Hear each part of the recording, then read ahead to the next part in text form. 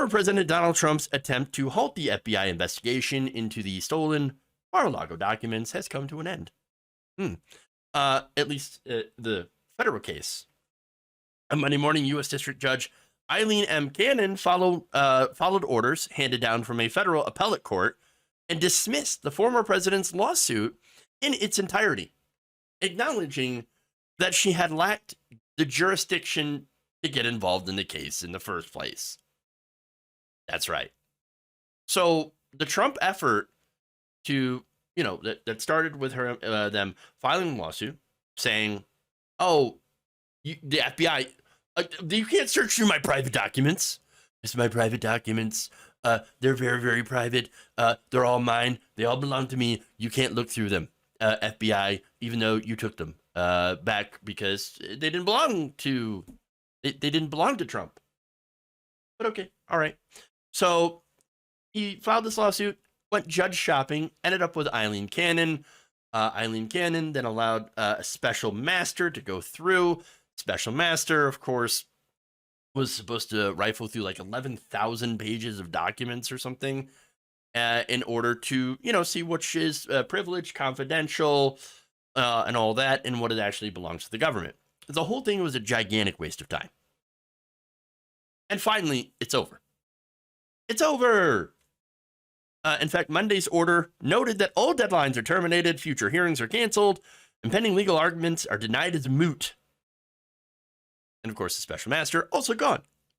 Now, this means the FBI is going to have access to the stolen files and will determine what is and is not the rightful property of the United States government and what is actually stuff that belongs to Donald Trump.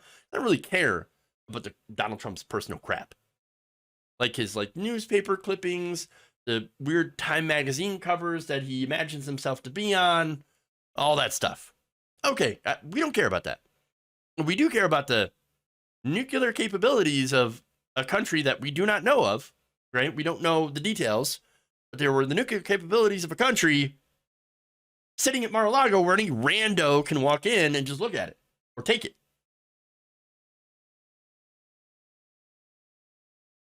Just saying. Now, the whole defense from Trump and this Judge Cannon getting involved, complete and utter farce. Okay, the whole point of all of this was to slow down the investigation, to gum up the works, to make it so that the FBI could not look through the documents until either Donald Trump had filed to run for president, which he has, or became president, which, yikes. Yikes.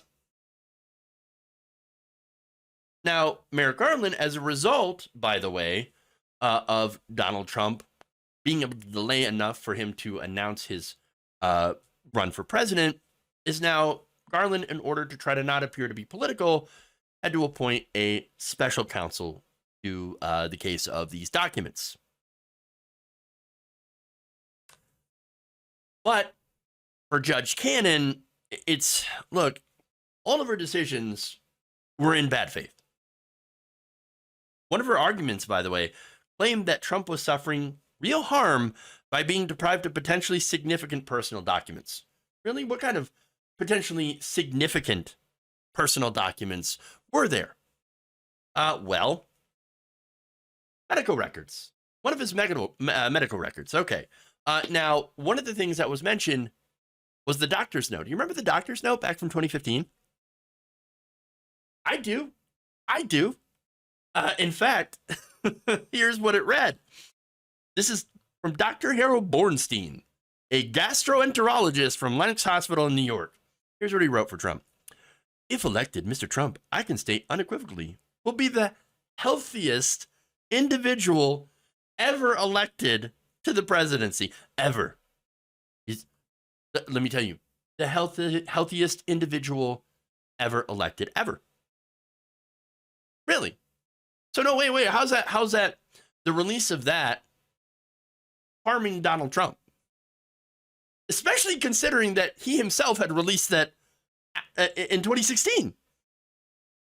Cannon ruled that stuff like that, and that was just one example, that Trump would suffer real harm if the press got a hold of that thing that was already released by Trump, and that he couldn't help but show everybody, look, my doctor said I'm very, very the healthiest.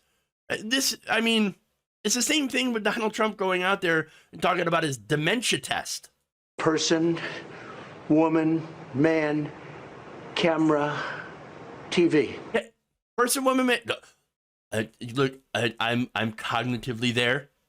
I'm very, very smart. It was a difficult test, but not difficult for me because I'm very, very intelligent and very smart. That's a dementia test, you moron. Dumbass.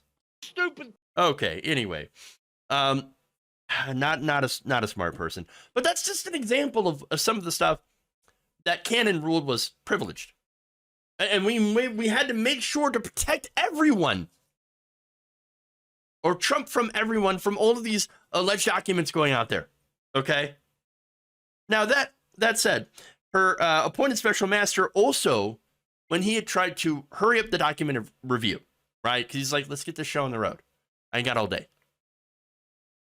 She decided to go out of her way to try to slow it down once again. Just slow the thing down. Stop slow it down. Okay? We're going too fast. That led to a panel of conservative judges at the 11th Circuit Court of Appeals rejecting Trump and his legal arguments. So there it is. Quote, we would have to be concerned about the precedent we create that would allow any target of a federal investigation to go into a district court and have it entertain this and interfere with the executive branch's ongoing investigation, one of the judges had said. Now, look, the results of this for Trump, we'll have to see. Do I think, Donald Trump is dead to rights on this? No. And look, I only base that on the fact that all of the stuff that Donald Trump was supposed to sink Donald Trump somehow didn't. I don't know how. But so we'll have to see. We'll have to see. But for Judge Cannon, this has done a different kind of harm. Now, Donald Trump already has a terrible reputation. But when it comes to Cannon, she has been completely and thoroughly discredited and humiliated as a result of this. Injecting herself into a case that she didn't have jurisdiction about. It's amazing. Now, according to Loyola Law School professor Jessica Levinson, this case ends in what should be a humiliation for Judge Cannon.